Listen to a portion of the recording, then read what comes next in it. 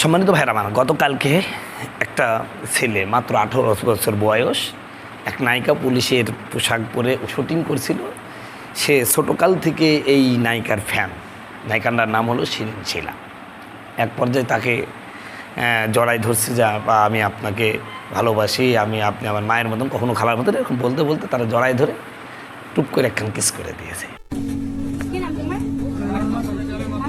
আমি আপনার সাথে যাবো। আমার সাথে যাবা? আমার সাথে যাই কি করবে না? আমি বলবো আপনি আমার করবা? আমার সাথে বসে খাবা? আসলে জাতে মাতাল হলেও তালে ঠিক, পাগল হলেও তালে ঠিক আছে। এইখানে আমার একটা বিষয় প্রশ্ন, সেটা হলো এই ভিডিও তো অনেক ভাইরাল হয়েছে গোটা বাংলাদেশে, এখন প্রতিটা মোবাইলে এইটাই। আজকে দেখলাম সেই ছেলে তার কাছে মাপও চাইছে।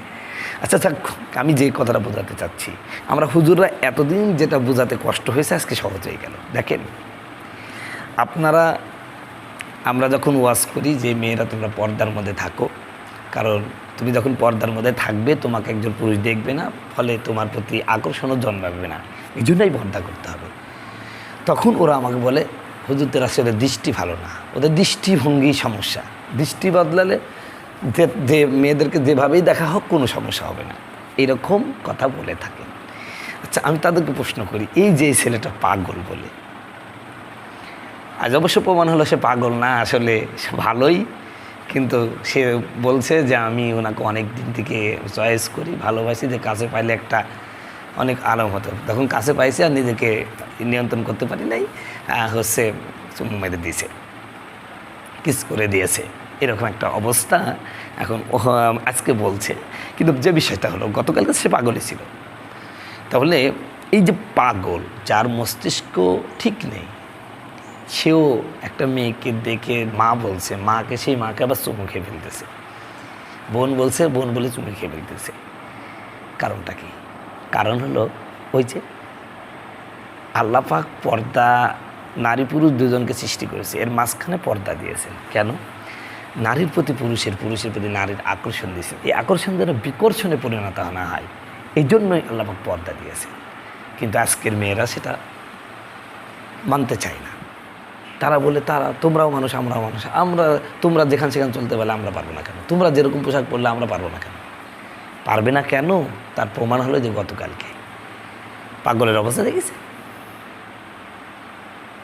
এটাই, যে পুরুষের কাছে যাও, যারা প্রতিদিন মাইকে বলে না, এই নারীদেরকে সম্মান দাও, আমরা নারীদেরকে বোনের মতন দেখবো, মেয়ের মতন দেখবো, বাংলাদেশে খোঁজ নিয়ে দেখবেন সবচেয়ে বড় বাটপার, লুচ্চা এবং ধর্ষক, যত বেশি সবচেয়ে বেশি অবৈধ মেয়েদের সাথে যৌনাচার চালায় এই লোকগুলো। রাতে মেয়ে এনে থাকে আর সকালেই বক্তব্য দেয়। আল্লাহ রসুল বলছেন, কোনো পরনারী কোনো পরপুরুষের জন্য বোনও হতে পারে না, মাও হতে পারে না, কিছুই হতে পারে না, সে একটাই হতে পারে, তোমার বউ। এর জন্য যাদের সাথে বিবাহ করা যায়, এমন পুরুষের সাথে কোনো নারীর একাকী নির্জনে একসাথে থাকা বৈধ করে না, এটা হারাম করে দিয়েছে। কারণ তৃতীয় আরেকজন আছে, শয়তান। কিন্তু আজকে এই অবস্থা। বন্ধুগণ আমার, ভাইয়ের আমার, এটাই হলো বাস্তব। কারণ আপনাকে সৃষ্টি করা হয়েছে এইভাবে, একজন অপরজনকে প্রতি আকর্ষণ দিয়ে। আর এই আকর্ষণ বিকর্ষণ যেন না হয়, এই জন্য অবশ্যই পর্দা মেনটেন করতে হবে। আমি মনে করি এই পাগলের চেয়ে দোষ ওই মহিলা। একজন 18 বছরের যুবককে ভাই বলল, আর ছেলে মা বলল, আর আপনি জড়াই ধরবেন? হ্যাঁ, জড়াই ধরবেন? ও তো আপনাকে মা বলে, মুখে মা বলেছে, মনে তো মা বলে নাই। আপনাকে আগে থাকতেই সে করে রেখেছে যে যদি কাছে পাইতাম। এই জন্য ইসলামে কোনো একজনকে মা বললে মা হয় না, একজনকে বোন বললে বোন হয় না। কারণ বোন মা অনেক সময় দেখেছি আমরা, মা পাইতেছে সেই মা কয়েকদিন পর বউ হয়ে গেছে, বোন পাইতেছে সে বোন কয়েকদিন পর বউ হয়ে গেছে, এবং অসংখ্য হয়ে গেছে। ইসলাম যেটা হারাম করেছে অবশ্যই মানবতার কল্যাণের জন্য হারাম করেছে। ইসলাম যেটা বৈধ করেছে অবশ্যই মানবতার কল্যাণের জন্য বৈধ করেছে, এটাই বাস্তবতা। অতএব বোনদেরকে বলছি, বোনেরা আপনার যে ক্লাসমেট আছে আপনি বলছেন আমার ভাইয়ের মতন, আমরা সমবয়সী, আমরা একে অপরের খুব গুড বন্ধু, খুব ঘনিষ্ঠ বন্ধু।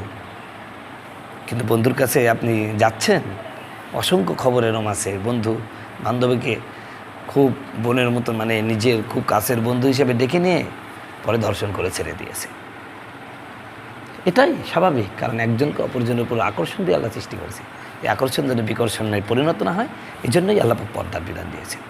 এই জন্য আমার বন্ধুগণ, আমার ভাইরা, এই মুহূর্তে একটাই অবস্থা, মেয়েদেরকে পর্দা এবং পরপুরুষ থেকে দূরে থাকা ছাড়া নিজের ইজ্জত থেকে নিজেকে নিবৃত রাখার কোনো স্কিপ নাই, সুযোগ নাই। আল্লাহ সুবহানাহু ওয়া তাআলা আমাদের বোনদেরকে বোঝার তৌফিক